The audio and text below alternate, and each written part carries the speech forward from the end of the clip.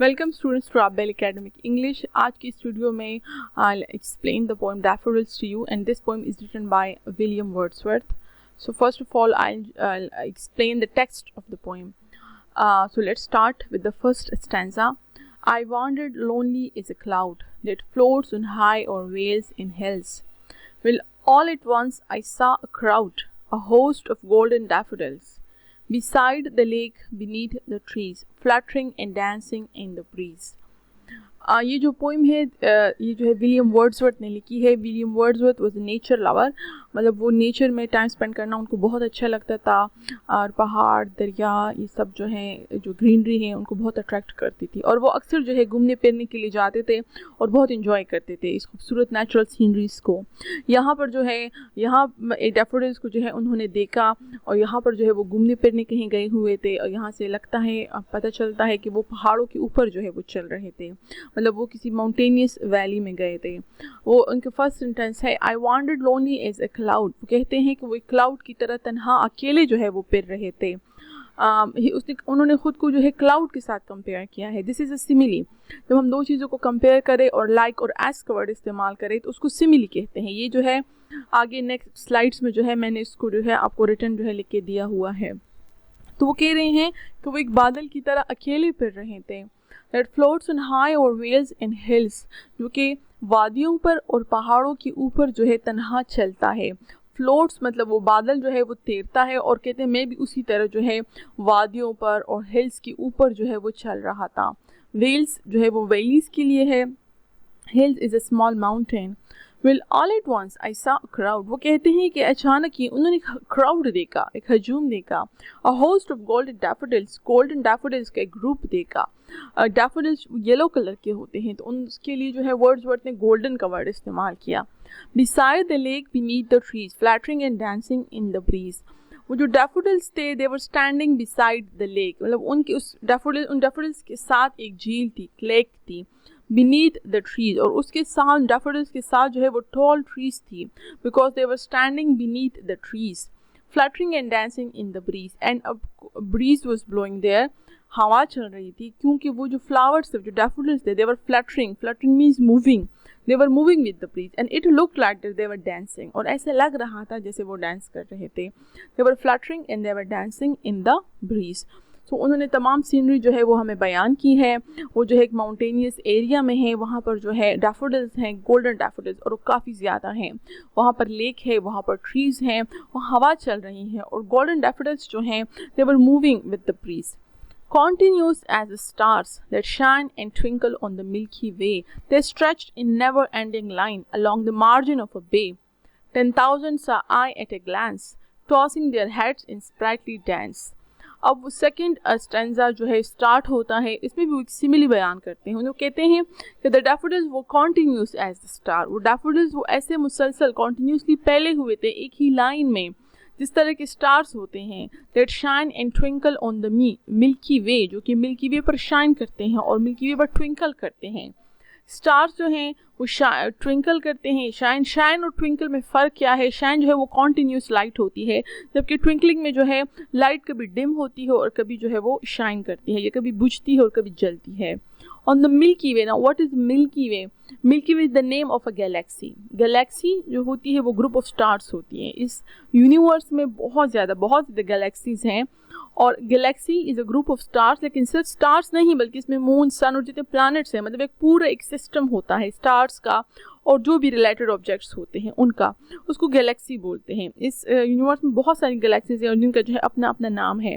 इसमें एक गैलेक्सी का नाम मिल्की वे है, और ये वो गैलेक्सी है जहाँ पर हमारी अर्थ, हमारी ज़मीन मौजूद है. तो वो कह रहे हैं Wordsworth is comparing the daffodils to the stars, because as the stars looked beautiful on the Milky Way, same is with those daffodils, that they were shining and they were twinkling and they were looking very beautiful. They stretched in never-ending line, and it looked like the flowers were stretched in never-ending line, that they would never end. Stretch means spread. वो फैले हुए थे. They spread कहाँ तक फैले हुए थे, उसको ऐसा लगा, वर्ड्सवर्थ को ऐसा लगा जैसे वो कंटिन्यूसली फैले हुए थे, जैसे उनकी उसका कोई एंड ना था। इसका मतलब ये है कि वो जहाँ से खड़े थे उनको डैफोडिल्स, जहाँ तक वर्ड्सवर्थ की नज़र जा रही थी वहाँ तक जो है उनको डैफोडिल्स नज़र आ रहे थे। ऑफ कोर्स आगे जाकर उनकी लाइन को ख़त्म तो होना था, लेकिन वर्ड्सवर्थ को ऐसा लगा जैसे आगे जाके ये लाइन कभी भी ख़त्म ना हो और ये डैफोडिल्स जो हैं ये बहुत ही दूर तक फैले हुए हों। along the margin of a bay, और वो डैफोडिल्स जो है वो एक बे के मार्जिन पे थे, बे के एज पे थे, मतलब वो बीच पे थे, वो साहिल किनारे थे। और वो साहिल क्या था, वो झील थी, वो लेक थी। लेक, झील is a body of water, वहाँ पर थोड़ा पानी था, ठीक है, वो उसके मार्जिन पे फैले हुए थे। लेकिन व्हाट इज़ बे? बे जिस तरह एक बीच होता है, साहिल होता है, तो वो तो ज़ाहिर एक स्ट्रेट लाइन में नहीं होता कि स्ट्रेट हॉरिजॉन्टल लाइन में हो, बल्कि तो नेचुरल होता है, वो आगे पीछे होता है। साहिल कहीं पर जो है खुश्की की तरफ आता है, कहीं पर जो है वो अंदर की तरफ जाता है।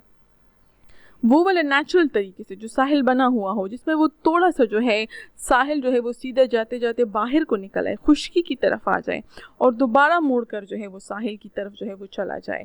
इस तरह का साहिल जो थोड़ा जो है ज़मीन खुश्की में से निकला हुआ हो, उसको बे कहते हैं। और इस तरह का स्ट्रक्चर ऐसे बन जाता है कि इसकी तीनों तरफ जो है वो पानी होता है और एक तरफ पर जो है वो जो है झील से, वाटर से जो है वो मिला हुआ होता है। तो वो जो फ्लावर्स थे वो बे के किनारे जो है, मतलब वो साहिल के किनारे जो है वो फैले हुए थे।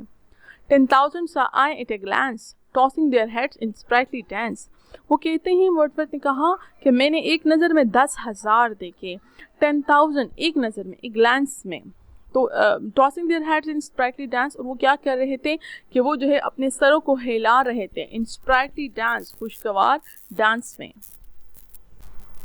यहाँ पर जो विलियम वर्ड्सवर्थ कह रहे हैं कि 10,000 saw at a glance, उन्हें एक नज़र में 10,000 देखे। ऑफ कोर्स हमें भी पता है, और वो भी ही इज़ नॉट लाइंग और he is not deceiving the readers, वो हमसे झूठ नहीं बोल रहे कि उन्हें 10,000 देखे। लेकिन ऑफ कोर्स ये इसका ये मतलब नहीं है कि हम ये समझे कि उन्होंने 10,000 देखे, बल्कि एक्चुअली दिस इज एन एक्सजरेशन, जो कि मतलब डेलिब्रेट एक्सजरेशन है, जो कि धोखा देने के लिए नहीं है, इफेक्ट पैदा करने के लिए है। वो हमें बताना चाहते हैं कि मतलब वो इतने ज़्यादा फ्लावर्स थे कि they looked like 10,000 to him. और उसको हाइपरबोल कहते हैं, जिसको आगे जाके मैंने रिटर्न आपको बताया हुआ है।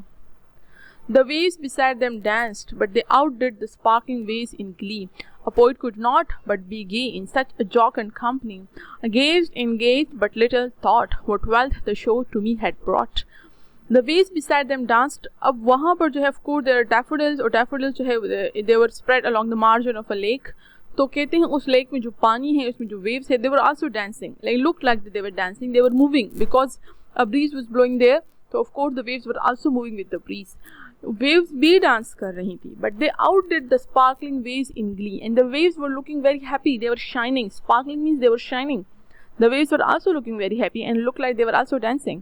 But they means the daffodils. The daffodils, they outdid the sparkling waves in glee. They performed better and they looked much more happier than the waves. Outdid means doing better than something. बढ़कर करना, ज़्यादा करना. So they did better than the sparkling waves in glee. Glee means happiness, joy. मतलब वो जो daffodils थे वो खुशी में उन चमकती हुई waves से ज़्यादा खुश लग रहे थे, वो उनसे बढ़कर कर रहे थे. Simple. The waves were looking happy, but the daffodils looked happier than the waves.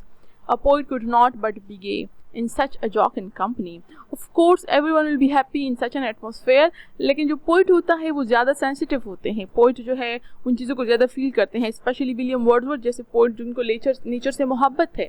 तो वो कहते हैं, विलियम वर्ड्सवर्थ कहते हैं कि I have no other choice but to be happy. Of course, I have to be happy in such a beautiful atmosphere. A poet could not but be gay. I have to be gay. I have to be happy. Gay means happy. In such a jocund company, in such a pleasant atmosphere. Jocund is pleasant. Company is of course आपकी जो इर्द के लोग होते हैं. But here it means company means atmosphere.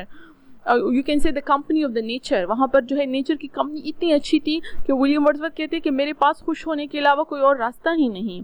I gazed and gazed, but little thought what wealth the show to me had brought. William Wordsworth कहते हैं मैं देखता रहा और देखता रहा. Gazed is looking continuously. I looked at that scene continuously for a long time, but little thought what wealth the show to me had brought. William Wordsworth was very happy while looking at the scene, but he said that he did not know that the scene would brought him such great wealth. वो कहते हैं he was happy, he knew that, but he did not know कि उनके पास उस scene की वजह से, उस मंजर की वजह से एक बहुत बड़ी दौलत उनके हाथ आई थी, उस वक्त उनको पता नहीं था। और वो दौलत क्या है वो हमें नेक्स्ट स्टैंजा में बताते हैं। For oft when on my couch I lie, in vacant or in pensive mood, they flash upon that inward eye, which is the bliss of solitude, and then my heart with pleasure fills, it dances with the daffodils. वो कहते हैं कि उनको for oft when on my couch I lie, oft is a shorter word for often. When often he was lying on his couch, वो अपने बिस्तर पर या बेड पर या जो सोफा था उस पर जब वो लेट जाते थे, इन वेकेंट और इन पेंसिव मूड, या कभी कभी उनका जो मूड होता था, उनका जहन जो होता था वो वैकेंट होता था, बिल्कुल खाली होता था, और इन पेंसिव, और समटाइम्स ही वाज थॉटफुल, वो कुछ सोच रहे होते थे या वो शायद कुछ परेशान होते थे। The flash upon that inward eye, वो they here means again daffodils, the daffodils flash upon that inward eye, daffodils उनकी inward eye पर flash करते थे, उनकी inward eye पर नजर आते थे, which is the bliss of solitude, जो कि तन्हाई की रहमत थी, जो कि तन्हाई का गिफ्ट था उनके लिए। The flash upon that inward eye, वो अंदरूनी आंख पर नजर आते थे, चमकते थे। What does it mean? Inward eye, inward I means यहाँ पर इमेजिनेशन या हमारा माइंड, जो हम इमेजिनेशन में हम अपनी आंखों से, आउटर आइज, रियल आइज से हम कुछ भी नहीं, फॉर एग्जांपल अगर देखते, फिर भी हम इमेजिनेशन में बहुत कुछ देख सकते हैं। हम इमेजिन कर सकते हैं अपनी बेस्ट फ्रेंड को, हम इमेजिन कर सकते हैं अपनी फेवरेट टीचर को, हम इमेजिन कर सकते हैं अपने फादर मदर, किसी भी चीज़ को, किसी भी कंट्री को, किसी भी जगह को, इवन वो चीज़ें जो हमने ना देखी हो हम इनको भी इमेजिन कर सकते हैं। तो वो कहता है कि inward eye here means imagination, वो कहते हैं डैफोडिल्स का सीन है वो मेरे इमेजिनेशन में नज़र आ जाता है, और वो जो है तन्हाई का गिफ्ट है मेरे लिए। And then my heart with pleasure fills and dances with the daffodils, और फिर वो कहता है आई वाज सो हैप्पी, जब भी जो है मुझे वो सीन याद आता है मैं इतना खुश हो जाता हूँ, that my heart fills with pleasure and then my heart dances with the daffodils, my heart feels so happy कि मैं बहुत ज़्यादा खुश हो जाता हूँ। And that was the wealth that he was talking about, ये वो दौलत थी जिसका उसने जिक्र किया। उस वक्त मुझे पता नहीं था, कहते हैं उस वक्त मुझे पता नहीं था कि वो मंजर मुझे फ्यूचर में भी दौलत देगा, या हम कह सकते हैं एज द कीट said that a thing of Joy is a beauty for ever, तो वो मंजर जो है, वो याद, वो खुशी जो है वो उनके लिए हमेशा की जो है वो खुशी का बाइस बनी। या हम कह सकते हैं हमारे पास रियल लाइफ में ऐसा होता है कि जब भी फॉर एग्जांपल हमने कोई अच्छा दिन गुजारा होता है, कोई अच्छी पिकनिक पार्टी, कोई अच्छा फंक्शन अटेंड किया होता है, कोई अच्छी वेडिंग सेरेमनी, या कोई भी हमारी ज़िंदगी में कोई खुशी आई होती है, बाद में भी वो वक्त याद करके अगले सालों में आने वाले शायद ज़िंदगी के आखिर तक वो दिन याद करके हमें बहुत खुशी होती है। और इसी तरह शायद दुख भी होते हैं कि ऑफ कोर्स दुख होते हैं कि कुछ दुख जो हमें अफसरदा कर जाते हैं, बाद में जब हमें वो याद आते हैं तो वो हमें दुख दे जाते हैं। तो same was with the daffodils and same was with William Wordsworth. So this was all about the poem. So now will discuss the figurative language. Figurative language हम इसको कह सकते हैं, हम इसको पोएटिक डिवाइसेस कहते हैं, कह सकते हैं। इनको हम स्टार्ट करते हैं, थोड़ा सा मैंने आपको इसको एक्सप्लेन भी किया है। Simile, simile is comparing two things using the words as और लाइक। सिमिली का मतलब है दो चीज़ों को कंपेयर करना, लेकिन एज और लाइक का वर्ड इस्तेमाल करके। Simile is used in the very first line of the poem.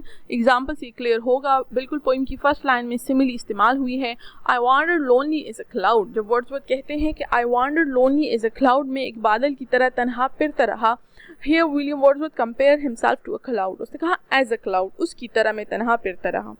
Another example is in the first line of the second stanza, continues as the stars that shine and twinkle, वो कहते हैं कि daffodils were looking like the stars, वो उन stars की तरह मुसलसल पहले हुई थी या मुसलसल शाइन और ट्विंकल कर रहे थे। So he compared daffodils with the stars using the word as. So this is again a simile. The next figurative device is personification. यहाँ पे पर्सोनिफिकेशन काफ़ी इस्तेमाल हुई है। Personification is giving human qualities to non human things. जब हम human qualities, इंसानी qualities से नॉन ह्यूमन थिंग्स को, गैर इंसानी चीज़ों को, so that is called personification. Simple बच्चों की स्टोरीज़ में जब एनिमल्स बातें करते हैं, या जब जो है दरख्त बातें करते हैं, या कोई भी जो है नॉन ह्यूमन थिंग जो है वो बात कर रहे होते हैं, सो दैट इज़, उसको जो है वो सारी पर्सोनिफिकेशन होती है। यहाँ पर इस पोएम में जो एग्जांपल्स हैं, fluttering and dancing in the breeze, इसमें है कि फूल जो है the daffodils they were dancing in the breeze. Actually जो डांसिंग का वर्ड है यहाँ पर ये पर्सोनिफाई कर रहा है डैफोडिल्स को। फ्लटरिंग तो ठीक है, they can move, the flowers can move but the flowers can not dance, वो ह्यूमन क्वालिटी है। सो यहाँ पर पर्सोनिफिकेशन है। Tossing their heads in sprightly dance, again वो कहते वो अपना सर हिला रहे थे but they can not move their heads, और स्प्राइटली डांस, अगेन डांस का जिक्र आया, so this is personification. The waves beside them danced, again dancing का है कि वेव्स भी डांस कर रही थी but they can not dance, they were only moving with the wind. So यहाँ पर पर्सोनिफिकेशन है। And then my heart with pleasure fills, it's fine, heart with pleasure fills, इसमें तो कोई पर्सोनिफिकेशन नहीं, लेकिन नेक्स्ट लाइन में है in dances with the daffodils, he said that his heart started dancing with the daffodils. तो दिल, of course दिल जो है that is also non human, मतलब हार्ट जो है वो एक पंपिंग ऑर्गन है और वो डांस नहीं कर सकता है, कैन नॉट डांस। सो उसको जो है ह्यूमन क्वालिटी दी गई है, उसको डांसिंग की क्वालिटी दी गई है जो कि एक इंसान कर सकता है, दिल नहीं कर सकता। So here again it is a personification. Our next is hyperbole, which is interesting. Hyperbole is an exaggerated statement which is not meant to be taken literally. Hyperbole जो है वो एक exaggerated statement है, वो exaggerate means बड़ा चढ़ा कर बयान करना, और statement ज़्यादा कह देना, which is not meant to be taken literally. लेकिन राइटर का ये मकसद बिल्कुल भी नहीं होता कि रीडर्स उसको as it is समझ लें और उसको जो है सच मान लें। 10,000 saw at a glance, this is an example of hyperbole from this poem. मैंने एक नज़र में वो कहते 10,000 डैफोडिल्स देखे, so of course this is exaggeration, वो एक्सैजरेशन कर रहे हैं क्योंकि एक ग्लांस में अगर उन्हें देख लिए तो ऑफ कोर्स उनको काउंट ना कर सके, और सो यू डोंट नो कि उन्होंने देखे या नहीं देखे, 10,000 बहुत ज़्यादा हैं, so of course this is exaggeration and this is a hyperbole. लेकिन मैंने फिर बता रही हूँ कि झूठ बोलने के लिए नहीं होता।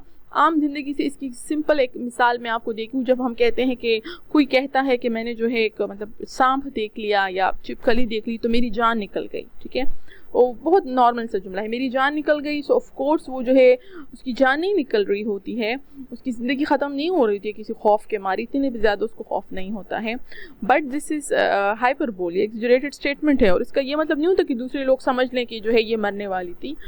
So this is hyperbole. Our next figure of speech in this poem is metaphor. Metaphor is a direct comparison.